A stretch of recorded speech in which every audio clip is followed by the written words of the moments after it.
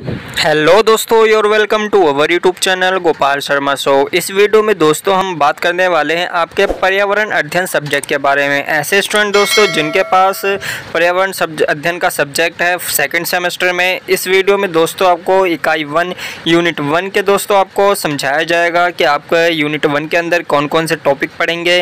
Complete information दोस्तों आपको unit 1 की मिलने वाली है, तो वीडियो में बने रहिएगा। यहाँ पर दोस्तों आप देख सकते हैं पर्यावरण अध्ययन की विषय सूची दी गई है, जिनमें से दोस्तों आपको जो पहला यूनिट है वह है पर्यावरण अध्ययन का परिचय।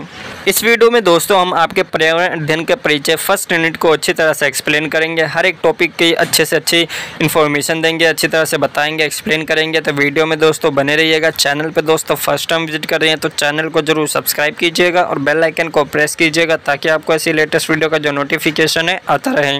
तो चलिए दोस्तों वीडियो को शुरू करते हैं। जैसा कि दोस्तों आपको पता है पर्यावरण शब्द जो है आपको एक कहीं ना कहीं दोस्तों एक ऐसे वर्ड से मिलता जुलता है जहां पर बेसिक इन्फॉर्मेशन की बात की जाए तो पर्यावरण का आमतौर पे हम इसकी जो परिभाषा होती है दोस्तों पेड़ पौधे के मुताबिक ले लेते हैं कि पर्यावरण का जो संबंध है दोस्तों पेड़ पौधे से है, मौसम से है। लेकिन दोस्तों यहाँ पर जो ये बात है कुछ हद तक सही होती है।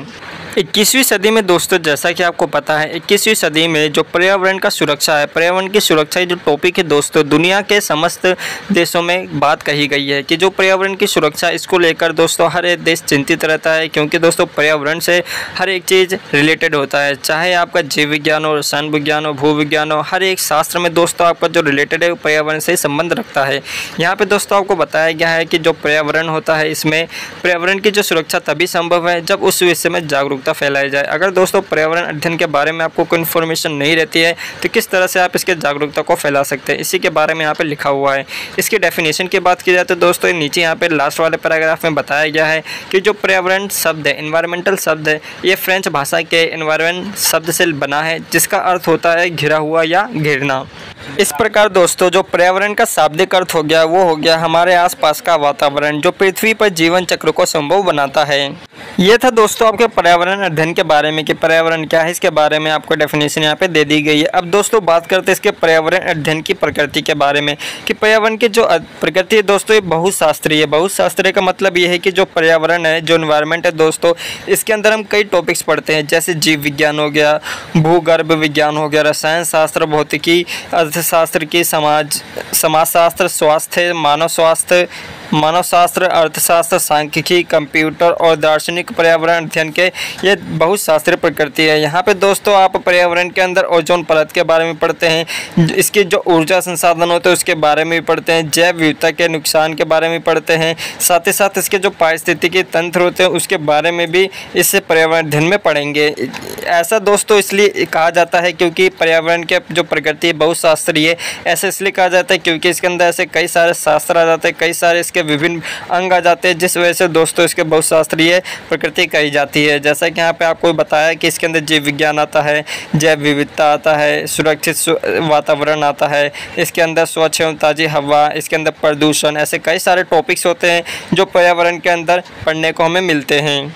पर्यावरण की बात की जाए तो दोस्तों पर्यावरण पर जो भी प्रभाव पड़ता है चाहे वो मानवीय हो या प्रकृति के द्वारा हो, वो सीधे जो इफेक्ट रहता है उसका जो प्रभाव होता है वो हमारे जीवन के ऊपर पड़ता है। पारिस्थितिकी तंत्र के लिए दोस्तों जो मानक स्थापित करने में हमारे जो पर्यावरण अध्ययन है काफ़ी मदद करता है। साथ ही साथ यहाँ पर जो वास्तव में हमारा पर्यावरण है ये कई अलग अलग वातावरणों से बना होता है, जिसमें आपके प्राकृतिक एवं मानव निर्मित प्रकृति और जो सांस्कृतिक वातावरण होते शामिल किए जाते हैं। इसलिए का यही कारण होता है कि पर्यावरण जो है दोस्तों एक किसकी जो संरचना होती है काफ़ी जटिल संरचना होती है। नीचे वाले पैराग्राफ में दोस्तों आपसे कहा गया है कि जो पर्यावरण की प्रकृति है बहुशास्त्रीय कैसे होती है उसके बारे में बताया गया है। फॉर एग्जाम्पल के लिए दोस्तों वायु प्रदूषण का ले लेते हैं। वायु प्रदूषण जो एक पर्यावरण का अध्ययन है, लेकिन पर्यावरण अध्ययन के होने के साथ साथ दोस्तों इसकी प्रकृति देखी जाती है। रसायन विज्ञान के अंदर भी आता है तथा इसके अंदर जो रासायनिक अभियांत्रिकी होते हैं इसके विषय के अंदर आता है, केमिकल इंजीनियरिंग के अंदर आता है तथा मानव और अन्य जीवों पर वायु प्रदूषण के प्रभाव का अध्ययन जो है जीव विज्ञान के विभिन्न शाखाओं के अंतर्गत किया जाता है। पदार्थों पर वायु प्रदूषण के प्रभाव का अध्ययन रसायन विज्ञान तथा भौतिकी के अंतर्गत किया जाता है। उसी तरह मौसम पर वायु प्रदूषण के प्रभाव आपका अध्ययन मौसम विज्ञान हो गया। भूगोल तथा उष्मा गति विषय के अंतर्गत किया जाता है। वायु प्रदूषण से निपटने वाले यंत्रों को अध्ययन भौतिकी, अभियांत्रिक तथा रसायन विज्ञान के अंतर्गत किया जाता है। वहीं वायु प्रदूषण के इतिहास का अध्ययन इतिहास में किया जाता है। वायु प्रदूषण के आर्थिक तथा जो सामाजिक दुष्प्रभाव का अध्ययन क्रम से अर्थशास्त्र और समाजशास्त्र में भी किया जाता है। तो वायु प्रदूषण से निपटने की जो नीतियों का अध्ययन है वो राजनीतिक विज्ञान के अंतर्गत किया जाता है। तो यहाँ पे दोस्तों आपको बताया गया है कि एक छोटे से वायु प्रदूषण के कारण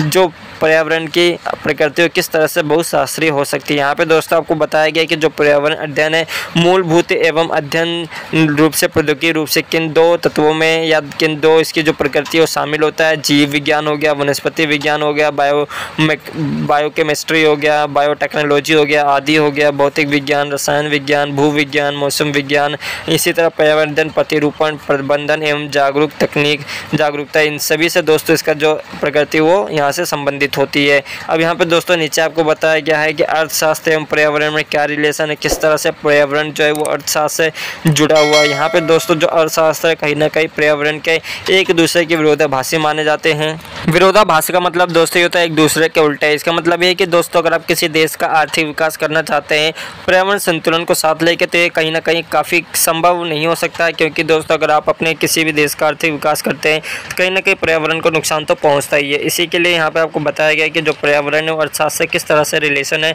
किस तरह से रिलेटिव, इसके बारे में बताया गया। वहीं अगर आप पर्यावरण और प्रदूषण नियंत्रण के बारे में बात की जाए तो उसके बारे में बताया गया है कि जो आर्थिक गतिविधियाँ होती हैं ज़्यादातर जैसे कारखाने हो गया उनको इस्टेब्लिश करना होता है, तो यहाँ पर जो प्रदूषण होता है दोस्तों उससे काफ़ी ज़्यादा बढ़ जाता है, जिसका जो प्रभाव है सीधे पर्यावरण पर पड़ता है। और इसमें जो आपका विश्व व्यापार संगठन है ये हालिया रिपोर्ट के अनुसार बात की जाए तो 7 मिलियन लोग जो हैं दोस्तों केवल वायु प्रदूषण से मरते हैं। एग्जाम में दोस्तों अगर आपसे पूछ लिया जाए कि पर्यावरण की प्रकृति को समझाइए तो ये जो सारे टॉपिक्स लिखे हैं हेड पॉइंट्स करके लिखे हैं, हेडिंग करके, यही आपकी प्रकृति हो जाएगी। पहली प्रकृति तो इसकी होगी बहुशास्त्रीय, दूसरी प्रकृति होगी अर्थशास्त्र एवं पर्यावरण संसाधनों का संरक्षण है। अब ये तीसरा है। यहाँ पे बताया गया है संसाधनों का किस तरह से संरक्षण कर सकते हैं पर्यावरण के अध्ययन के द्वारा। पर्यावरण में दोस्तों जो अपनी भरपाई होती है, जो भी आपका संरक्षण साधन होते हैं, चाहे वो नवीनीकरण हो अनवीनीकरण हो, उसके बारे में यहाँ पे बताया गया है।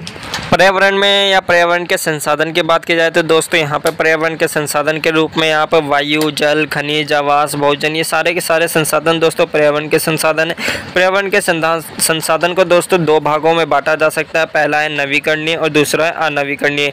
नवीकरणीय संसाधनों की भरपाई तो दोस्तों प्रकृति द्वारा हो सकती है, लेकिन अनवीकरणीय जो संसाधन होते हैं इसकी भरपाई प्रकृति द्वारा नहीं की जा सकती है। आजकल दोस्तों देखा जाए तो जो अनवीकरणीय संसाधन होते हैं इसका अंधाधुंध दोहन हो रहा है। होने वाले प्रदूषण पूरी दुनिया के लिए चिंतन का सबक बन चुका है। यहीं पर दोस्तों पर्यावरण तथा रसायन विज्ञान की बात की जाए तो इसके अंदर आप पर्यावरण पदार्थों के बारे में, पर्यावरण रसायनों के बारे में, रासायनिक प्रदूषणों के बारे में, अभिक्रिया जो होती है केमिकल के बीच में, इनके बारे में पढ़ते हैं। पर्यावरण और पारिस्थितिकी एवं पारिस्थितिकी तंत्र में क्या अंतर होता है इसके बारे में यहाँ पर बताया गया। इन तीनों विषयों के दोस्तों इसका मतलब पर्यावरण अध्ययन के घटक के रूप में माने जाते हैं। अब यहाँ पे दोस्तों जो पर्यावरण के घटक हैं इनको निम्न प्रकार में विभाजित किया गया है, जिसमें दोस्तों यहाँ पर आप देख सकते हैं भौतिक पर्यावरण में और जैविक पर्यावरण में। यहाँ पे दोस्तों जो आपका भौतिक पर्यावरण है ये 3 भागों में विभाजित किया गया है। स्थलमंडलीय पर्यावरण, वायुमंडलीय पर्यावरण और तीसरा जलमंडलीय पर्यावरण। वहीं दोस्तों जैविक पर्यावरण की बात की जाती है 2 भागों में बांटा गया है। पहला है वनस्पति पर्यावरण, दूसरा है जंतु पर्यावरण। साधारण शब्दों में कहा जाए तो दोस्तों पर्यावरण के 4 घटक माने जाते हैं: वायुमंडल, जलमंडल, स्थलमंडल एवं जैवमंडल। वायुमंडल के दोस्तों यहाँ पे बताया गया है कि जो हमारा वायुमंडल है किस तरह से बना है, इसकी संरचना कैसी है। आपने दोस्तों पढ़ा होगा पृथ्वी के चारों ओर एक गैस का वातावरण होता है जिसे हम वायुमंडल के नाम से जानते हैं। यहाँ पे दोस्तों जो वायुमंडल का द्रव्यमान है वो यहाँ पे आपको बताया गया है। साथ ही साथ यहाँ पे नीचे आपको वाटर साइकिल के बारे में बताया गया है। नीचे यहाँ पे आपको एक टेबल भी दी गई है कि जो आपके ये घटक हो गए इनमें कौन से चीज़ में कितने किलोमीटर पे क्या क्या पाया जाता है वो भी बताया गया है। यहाँ पे दोस्तों जो जीवन जीने के लिए जो पर्यावरण का वातावरण है काफ़ी इंपॉर्टेंट माना जाता है। अब यहाँ पे दोस्तों वायुमंडल की संरचना को देख लेते हैं कि वायुमंडल में दोस्तों आपका जो द्रव्यमान होता है वायुमंडल का वो 5 × 10⁻18 किलोग्राम होता है। यहाँ पर दोस्तों लगभग पृथ्वी का 75 भाग दोस्तों यहाँ पे पाया जाता है। जो वायुमंडल है 10 किलोमीटर की ऊंचाई तक ही इससे सीमित रहता है। यहीं दोस्तों आप 0 से 10 किलोमीटर की ऊंचाई पर जाएंगे तो आपको सौरमंडल देखने को मिलेगा, जिसे हम सौरमंडल के नाम से जानते हैं। वायुमंडल में दोस्तों जैव तथा जैव कारकों का महत्वपूर्ण होता है। यहाँ पे वायुमंडल दोस्तों पृथ्वी पर जीवन के लिए एक अनिवार्य तत्व होता है। वायुमंडल विभिन्न प्रकार के गैस, जल, वाष्प वाष्प एवं धूल कणों का मिश्रण होता है। वायुमंडल में उपस्थित जो गैसें होती हैं पौधों के प्रकाश संश्लेषण, हरित गृह प्रभाव तथा जीव एवं वनस्पति के जीवित रहने के लिए एक अनिवार्य स्रोत माना जाता है। जमीन से ऊंचाई दोस्तों के साथ साथ वायुमंडल में जो संघनता होती है, अगर आप ऊंचाई पर जाते रहेंगे तो इसमें जो टेम्परेचर होता है उसमें भी आपको बढ़ोतरी देखने को मिलेगी। यहाँ पे ज़मीन से शुरू होने वाले सौरमंडल की जो मोटाई होती है दोस्तों 8 से 12 किलोमीटर की ऊंचाई तक ये देखने को मिलेगा। सौरमंडल दोस्तों ध्रुवों पर पतला होता है लेकिन भूमध्य रेखा पर सबसे अधिक मोटा होता है। सामान्यतः इसमें जो गैसें पाई जाती हैं nitrogen 78%, oxygen 20.9.5%, argon, carbon dioxide आदि गैसें पाई जाती हैं। इसके अलावा भी दोस्तों कई सारी अन्य गैसें पाई जाती हैं जो सौरमंडल में उपस्थित रहती हैं। वहीं सौरमंडल में ऊंचाई बढ़ने के साथ साथ देखा जाए तो तापमान में भी दोस्तों कमी आती है, लेकिन तापमान में कमी प्रति किलोमीटर की ऊंचाई बढ़ने पर 6.5 डिग्री सेल्सियस की दर से होता है। जैसे जैसे दोस्तों आप ऊंचाई पर जाते रहेंगे, वायुमंडल से ऊंची जाते रहेंगे तो यहाँ पर आपको इसके जो टेम्परेचर इसमें 6.5 की दर को कमी देखने को मिलती रहेगी। वहीं दोस्तों ऊंचाई पर बढ़ने पर तापमान के घटने की जो प्रक्रिया है पर्यावरणीय ह्रास दर कहलाती है। जैसे जैसे जो ऊंचाई बढ़ती है जो तापमान में घटने की जो प्रक्रिया होती है, जो प्रोसेस होता है, इसको पर्यावरण ह्रास की दर के नाम से जाना जाता है। सौरमंडल का दोस्तों तापमान रहता है -55 डिग्री सेल्सियस तक नीचे चला जाता है। वायुमंडल की दोस्तों जो दूसरी परत है वो समताप मंडल है, जिसे हम सौरमंडल के समाप्ति बिंदु से लगभग 50 किलोमीटर की ऊंचाई तक पाया जाता है। जो वायुमंडल का जो स्तर है दोस्तों इसमें तेज हवाएं देखने को मिलती हैं और इसी के अंदर दोस्तों इसी मंडल के अंदर आपको जो वायुयान होते हैं उड़ान बढ़ते हैं और इसमें समताप मंडल में दोस्तों 25 किलोमीटर की ऊंचाई तक जो तापमान रहता है वो स्थिर रहता है। लेकिन उसके बाद दोस्तों जो ऊंचाई रहती है अगर बढ़ने के साथ तापमान में वृद्धि देखने को मिलता है। तापमान में दोस्तों जो समताप मंडल है आपको 25 से 30 किलोमीटर की ऊंचाई पर ही आपको उसके ऊपर ओजोन परत देखने को मिल जाएगा जो सूर्य से पराबैंगनी यूवी किरणें होती है, इससे हमारी पृथ्वी की रक्षा करती हैं, जिसे हम ओजोन परत के नाम से जानते हैं। और इस जो समताप मंडल है दोस्तों इसको ओजोन मंडल के नाम से भी जाना जाता है। जो तीसरा मंडल है दोस्तों वो है आपका मेसोस्फीयर या मध्य मंडल, जो ज़मीन से लेकर 50 किलोमीटर की ऊंचाई तक पाया जाता है। यह जो वायुमंडल द्रव्यमान इसका लगभग 0.1% होता है। मध्य मंडल दोस्तों वायुमंडल का अत्यंत आसान क्षेत्र होता है। इसमें जो तरंगे होती हैं वो पाई जाती है। वायुमंडल में जो भी अणु परमाणु होते हैं उसकी मात्रा के अनुसार जो सूर्य का ताप होता है वो अवशोषित कर लेते हैं। इसके बावजूद दोस्तों मध्य मंडल में जो तापमान रहता है -100 डिग्री सेल्सियस से लेकर -90 डिग्री सेल्सियस तक नीचे चला जाता है। यहाँ पर दोस्तों जल वाष्प बर्फ के बादल के रूप में जम जाते हैं, जिन्हें सूर्यास्त के समय देखा जा सकता है। इन बादलों को दोस्तों हम निशा ट्वीप के नाम से जानते हैं। ये मंडल होता है जिसमें अधिकांश उल्कापिंड वायुमंडल में प्रवेश करते हुए भस्म हो जाते हैं। मेसोस्फीयर के शीर्ष स्तर को दोस्तों वायुमंडल या थर्मोस्फीयर के नाम से जानते हैं। जैसे जैसे दोस्तों ऊंचाई बढ़ती जाएगी वायुमंडल के जो तापमान रहेंगे वो 1500 डिग्री सेल्सियस तक बढ़ जाता है। थर्मोस्फीयर का दोस्तों एक भाग जो है 80 किलोमीटर की ऊंचाई से लेके 500 किलोमीटर की ऊंचाई तक पाया जाता है, जिसे हम आयन मंडल के नाम से जानते हैं। और यहाँ पे दोस्तों आयन जो अणु होते हैं वो पाए जाते हैं। नीचे दोस्तों यहाँ पर आपको टेबल दिया गया है, बताया गया है अगर आप 0 से 10 किलोमीटर की ऊंचाई पर जाएंगे तो आपको सौरमंडल देखने को मिलेगा, जिनमें जो जनरल एक्टिविटीज़ होती है जीवन जीने के लिए वो देखने को मिलती है। वहीं अगर आप 10 से 50 किलोमीटर की ऊंचाई से जाएंगे तो यहाँ पे आपको समताप मंडल देखने को मिलेगा, जिसमें दोस्तों आपका ओजोन परत और ओजोन मंडल पाया जाता है, जिसमें वायुयान अपनी उड़ान भरते हैं। 50 से 80 किलोमीटर की दूरी पे दोस्तों आपको मेसोस्फीयर मध्य मंडल देखने को मिलेगा, जिसमें जो उल्कापिंड होते हैं वो यहाँ पे आपको देखने को मिलते हैं। वहीं अगर आप 80 से 400 किलोमीटर की ऊंचाई पर जाएंगे तो आपको थर्मोस्फीयर या ताप मंडल देखने को मिलेगा, जो रहस्यमय प्रकाशित क्रियाएं होती हैं, अल्फा रेज होती है वो पाई जाती हैं। 400 से ऊपर अगर आप जाएंगे तो जो वहाँ पर आपको वायुमंडल दिखेगा, जो आपका अंतरिक्षयान हो गया, सैटेलाइट्स होगी वो देखने को मिलती हैं। इसके अलावा दोस्तों नीचे यहाँ पे आपको जलमंडल, स्थल मंडल और स्थल मंडल के बाद दोस्तों यहाँ पे आपका जैव मंडल के बारे में बताया गया। ये आपने दोस्तों पहले से पढ़ रखा है तो इसको एक बार आप बस रीड कर लीजिएगा, अच्छी तरह से याद हो जाएगा। यहाँ पे दोस्तों आपका जो फर्स्ट यूनिट है वो ख़त्म हो जाता है। तो इस वीडियो में दोस्तों बस इतना ही। अगर आप हमारे चैनल पर फर्स्ट टाइम विजिट कर रहे हैं तो चैनल को सब्सक्राइब कीजिए और कमेंट कीजिए वीडियो को नेक्स्ट